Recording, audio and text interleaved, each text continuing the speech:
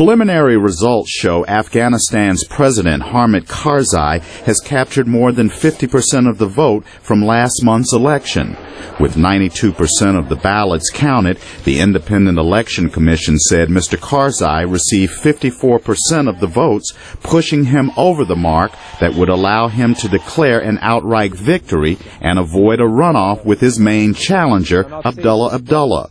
But the United Nations-backed Electoral Complaints Commission on Tuesday said it had found convincing evidence of fraud. It ordered recounts from polling stations that reported 100% voter turnout and from locations where more than 95% of the votes were for one candidate.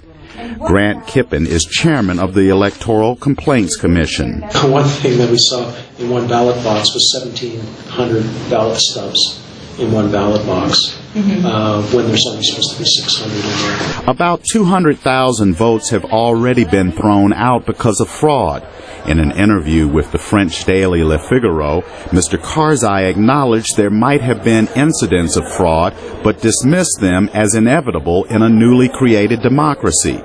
United Nations spokesman Alim Siddiqui says, in light of the growing allegations of voting fraud, Afghan election officials must focus on an audit and a recount of ballots.